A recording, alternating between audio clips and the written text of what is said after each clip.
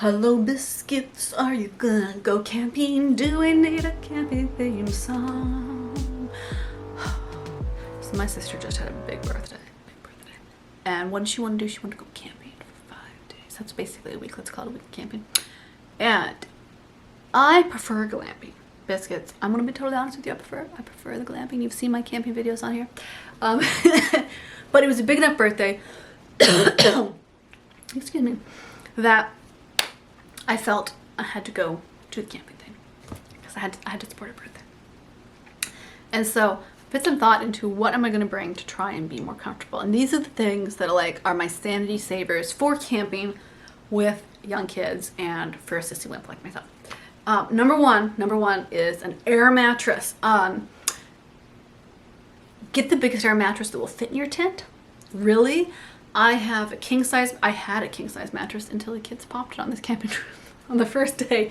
You know what? This is a separate video. I'm going to do a whole lowdown of the camping trip because it went so well, I don't want to say poorly because I love hanging out with my family, but the camping itself was not pleasant.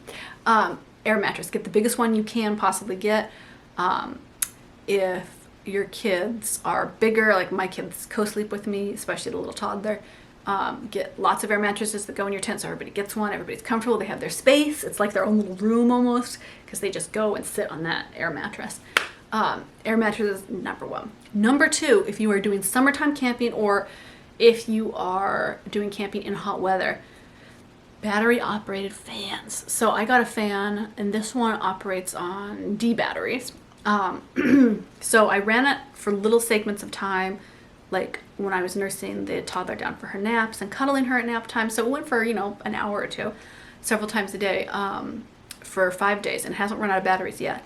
The fan made such a big difference. It helped us cool down in the afternoons, which is, peak my daughter's nap time. And so I thought, oh my gosh, she's never going to sleep. She's going to be all overheated and miserable. And I would keep this fan kind of at a distance, on our backs or our feet, and just, on a low setting, and it worked wonders. I highly recommend it. If you have a big family, you can get several fans. I only bought one and my son's really jealous because I was using the fan on me or the baby and he didn't get as much of the fan as he wanted, so I'm probably gonna have to buy a second one, except we don't plan to go camping anytime soon until another big birthday for any relatives.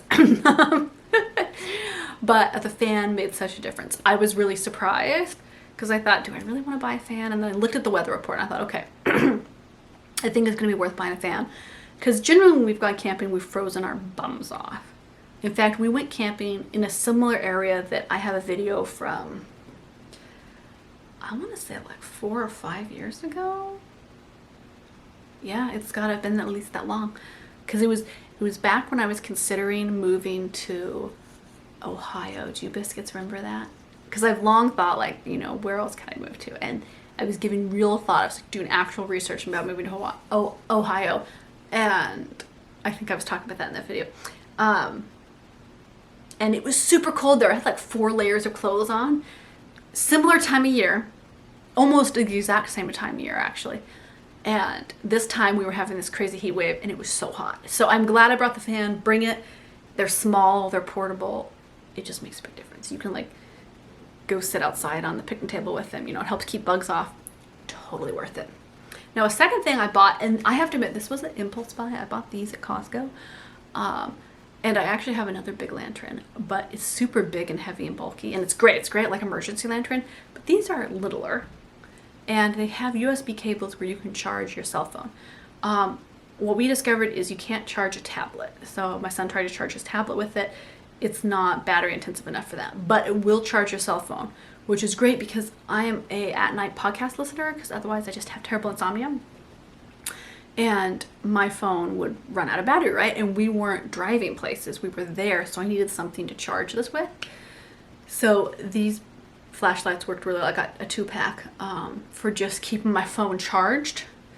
But it's really slow going. It's not like a power charge. I thought about just buying one of those chargers that power charges it really fast, but I was like, eventually, I needed some lights for camping anyway, and they're good for just having for when we walk around at night in the winter anyway, because we like to go for evening walks. And they worked really well. So if you're considering a USB cable charging cell phone device, these work great. They're very slow. They're not power chargers. Don't expect them, but if you just leave it plugged in for part of the night, It keeps your cell phone from totally kicking it, which I loved because I listen to podcasts while I'm putting my daughter down to sleep for both of her naps, at bedtime, if I'm waking up laying on top of rocks on my popped air mattress, you know, I listen to podcasts until I go back to sleep. So really handy and helpful. And okay, this is the next one. This is a more expensive one. All these other ones I'm talking about are not super big budget items, but buy the biggest tent that you and your family can put up without wanting to stab each other with the tent poles, and that will fit in your car. Because the bigger the tent, the better. I have a tent that, I'm not going to show it to you because it's super dirty, but here, I'll pop up a photo. Ooh, from last year's camping trip. The siblings. My siblings are outdoorsy. They're outdoorsy, lefty wing, granola munching, avocado toast eating folks. Those little hipsters, and they forced me to go camping because they're like, oh, Rose, we want you to come along and have fun. I'm like, oh. And then my son loves camping too, so it's terrible. Everybody kings up on me. I'm like, can't we go to the spa for our birthdays, guys? But my tent will fit a king size air mattress and then has probably like a twin size mattress length on the bottom for the kids to play in. So I bring all sorts of fun stuff so they can play.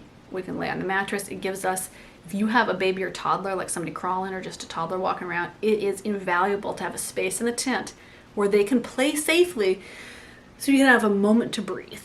Because otherwise they're just out there running around on sticks and gravel and dirt, and you know, you just have to be on top of them constantly. It really helps to have a little space. Which of course brings me to bring toys. So I brought magnet blocks, construction paper, tape, scissors for lots of crafting. I brought Play-Doh molding tools. I brought a sensory bucket that I filled with water at the campgrounds. And you can bring sensory balls that get big when you get them wet if you have a kid that doesn't eat everything. My toddler is too young right now. I won't give her those, but my son loves them. So sensory bucket, bricks or magnet blocks to build with, lots of construction paper and pins and Play-Doh and stuff to make interesting creations of things, and it kept them entertained. My nephews loved it. Because at one point we had, how many of us did they have? We had 5 kids and 5 adults. We had 10 people. No, wait, 12. We had 12 people total at one point camping, and it kept all the kids so happy. And last but not least, make sure you pack those stuff. I'm just gonna say toys, crafting toys, things that keep them occupied.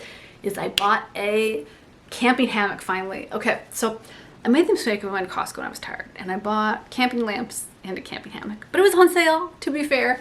But I've wanted a camping hammock for ages because these portable little hammocks, you know, it's not just for camping. You can take them to the park for the day, and they're super fun. And if you have a kid with ADHD, if you have them on the autism spectrum, SPD, all these different things, it is great for a kid to get out there, wiggle safely while camping with a hammock, because they can swing in it, they can lay in it, they can wrap themselves in it. It's a whole sensory kind of pod for them. I find it comfortable just for me. Like, I love just swinging in there. It's really fun to have a little hammock when you're camping.